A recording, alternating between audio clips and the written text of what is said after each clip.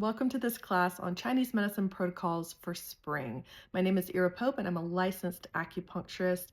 I specialize mostly in women's health, but I also love talking about seasonal living. Today we're going to cover why seasonal living is important in Chinese medicine and go over some of the specific protocols for what to eat, what to wear, how to move, and how to tend to our mental health in the season of spring.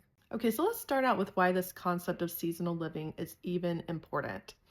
If we go back to one of the most ancient texts for Chinese medicine, it's the Yellow Emperor's Classic of Medicine. We find in chapter 25 a quote that says, "People are dependent on the nourishment and fortification of heaven and earth, water and food, and the essence of the universe to grow and prosper according to the laws and changes of the seasons."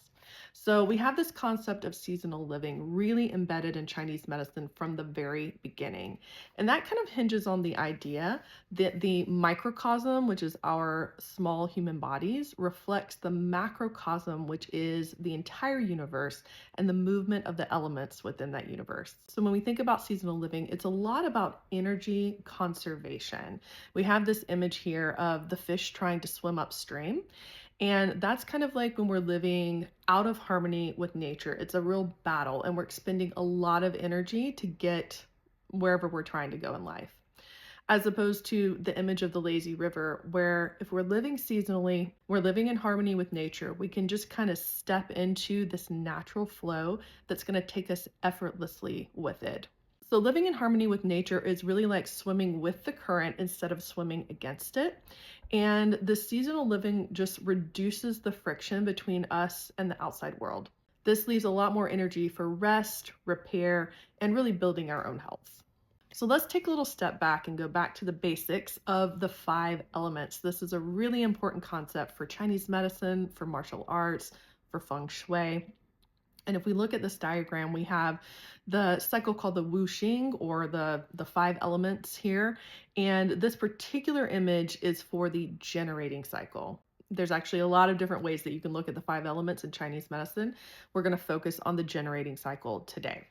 So as you can see, each of the elements sort of forms this little circle, and each element generates the next element in the cycle. This is called the mother-son cycle or the parent-child cycle. So if we just kind of take a little look, we have wood here, which is linked to the season of spring. And that wood element is going to generate fire, fire generates earth, earth generates metal, metal generates water, and water once again generates wood. And if we think of that in really basic terms, like getting back to kind of the root of this idea of the 5 elements, we can see that we need water for plants to grow. So water nourishes wood. Then wood is necessary for a fire because we need to burn wood to make a fire. Then the ashes from that fire become earth. And then the earth forms metal deep within the ground. And then the metal is kind of a hard one to understand, but if you think about the idea of metal condensing water, like if you wake up on a foggy morning and your car hood has little droplets of water on it, it's because the metal has condensed the water out of the air. And then we're back to water again, and the cycle starts all over. So we can nourish each element by nourishing that element itself. We can also nourish each element by nourishing its mother element, which will then feed the element that we're looking to nourish. So let's take a closer look at the element of wood. That is the element associated with the season of spring. It also has this energy of birth, of growth, and a movement that is both upward and outward. The wood element is associated with the color green. It's also associated with the organs of the liver and the gallbladder. So this is about planning and decision making. The wood element governs the tendons and the sinews of the body. So that's going to come into play a little bit later. The sense organ associated with the wood element is the eyes, and the emotion is anger. So let's take a look at some of the signs of balanced wood energy and deficient or excess wood energy. So if you can see here, balanced wood energy really leads to having a clear vision or clear goals for the future. It's also associated with creativity and ambition, energy and focus. And when you have a good balanced wood energy, you really enjoy a challenge, like even competitive sports.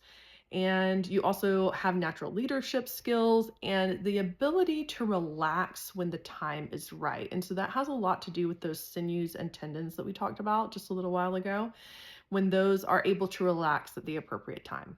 Now, if you're looking at deficient or excess wood energy, you're going to have irritability and mood shifts, restless sleep, tension a lot of times in the neck and shoulders. That's really common. Headache, digestive changes sometimes. There can also be menstrual irregularity, a lot of times like pain, cramping, and PMS. That's a big sign of some kind of imbalance in the wood energy.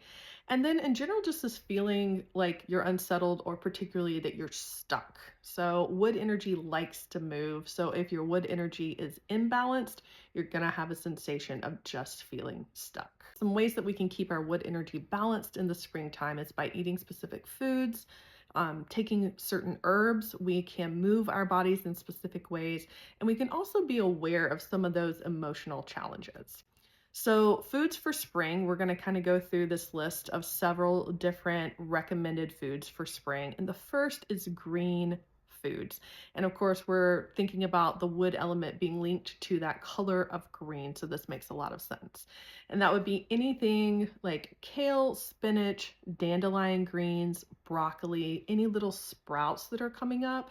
And really you want to focus on like the young, tender greens that are just coming up during springtime. We also want a little bit of the sour flavor. The flavor of sour goes to the liver. So a little bit of sour nourishes the liver. A lot of sour is not great during this time because we're looking for that balance, and we really don't want to tip that wood energy over into excess, but a little bit is great.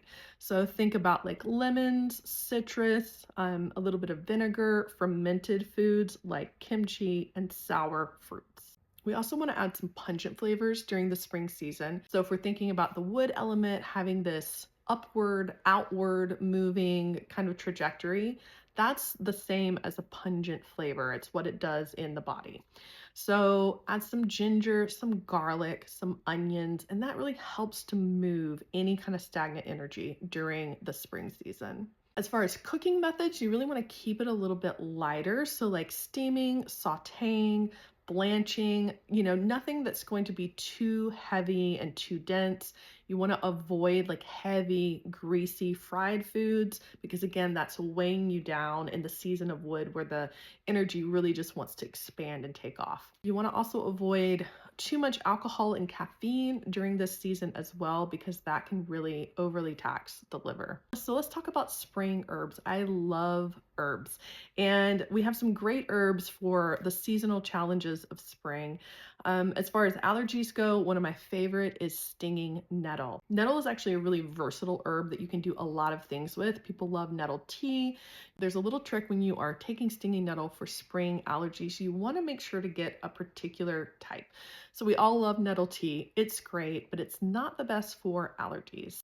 You want to either have a fresh stinging nettle tincture or a freeze-dried nettle powder.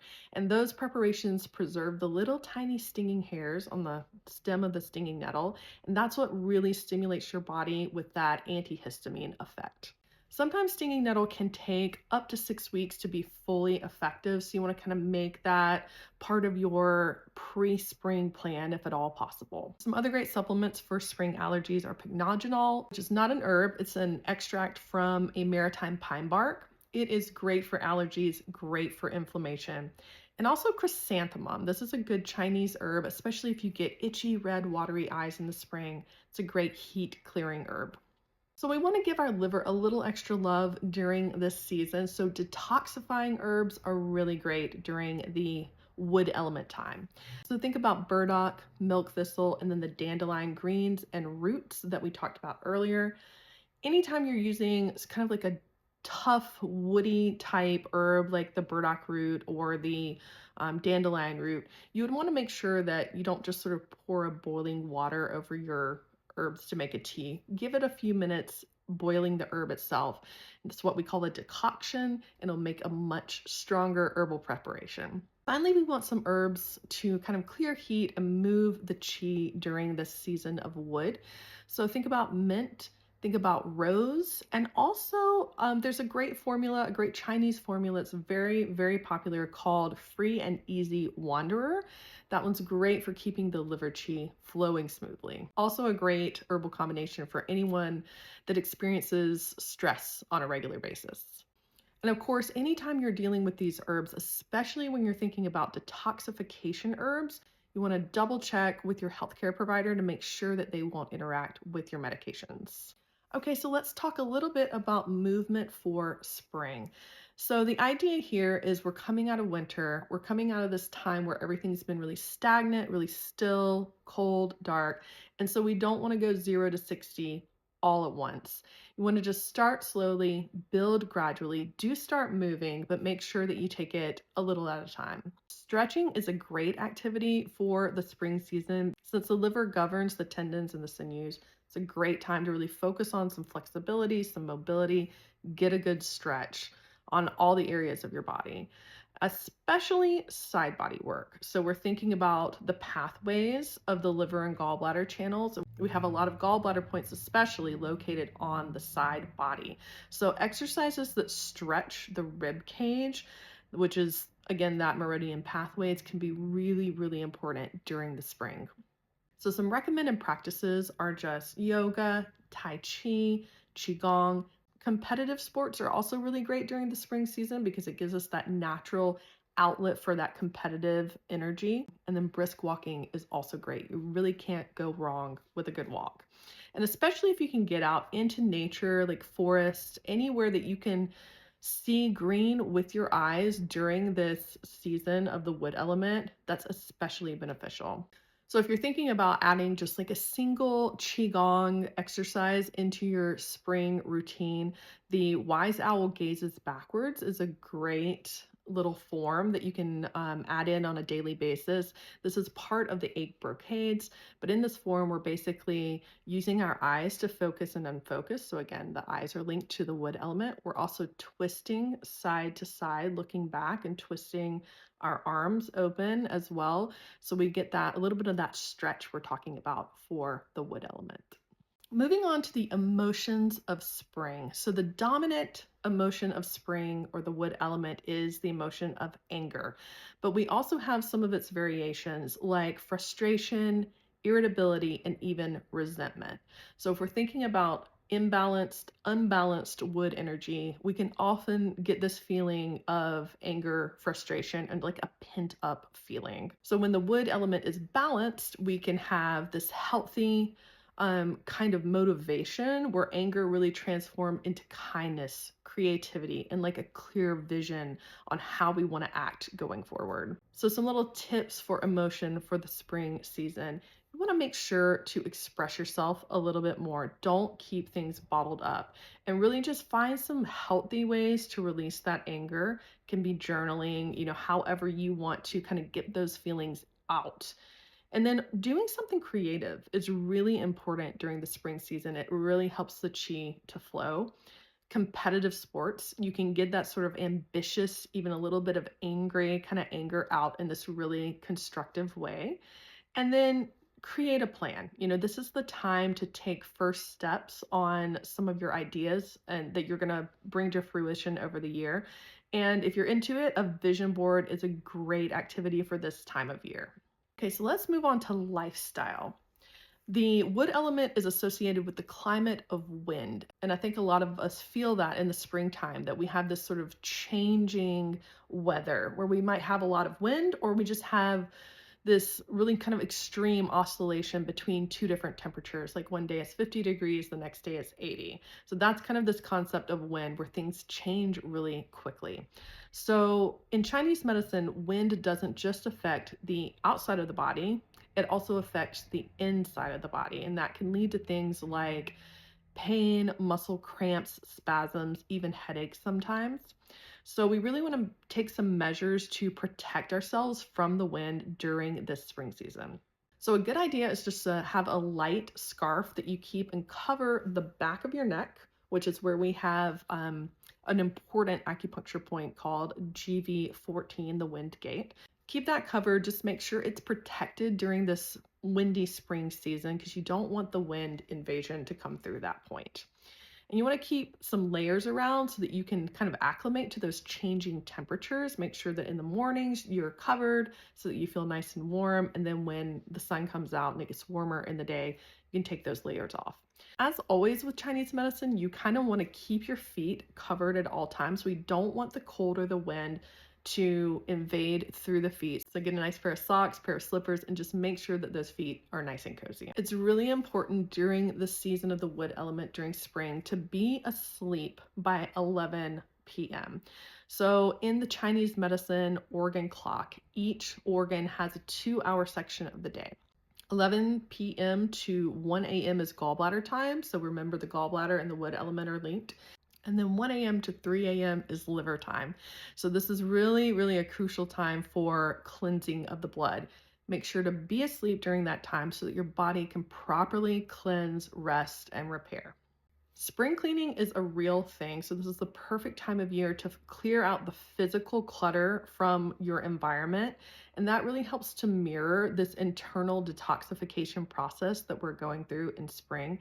And that really includes toxic thoughts. So it's not something that we really think about a lot, but making sure to kind of keep watch on our mental habits and make sure that we clear out anything that is not beneficial to us. If you want to do any one activity outside that kind of aligns you best with the wood element, it's gardening. So go outside, plant some seeds, plant a plant in the soil, and then as that plant sprouts and grows, you're going to be actively participating with the energy of the wood element. Okay, acupuncture and acupressure for spring. So liver qi stagnation is one of the most common patterns that we treat as acupuncturists, and that's really due to this modern stressful life that we're all living. We kind of tend to have liver qi stagnation not only during the spring, but a lot of us have it all year long. And if we're thinking about the most important point for liver qi stagnation, it is liver 3, Tai Chong, the Great Rushing. This is the most important point for the spring season, and you can find it on the top of the foot in this depression between the big toe and the second toe, and you kind of slide your finger from, the little web between those two toes until you kind of feel like a little dip. And that's where liver 3 is. The benefits of this point is moving the liver qi, and that can help with emotional symptoms like frustration, anger, and stress.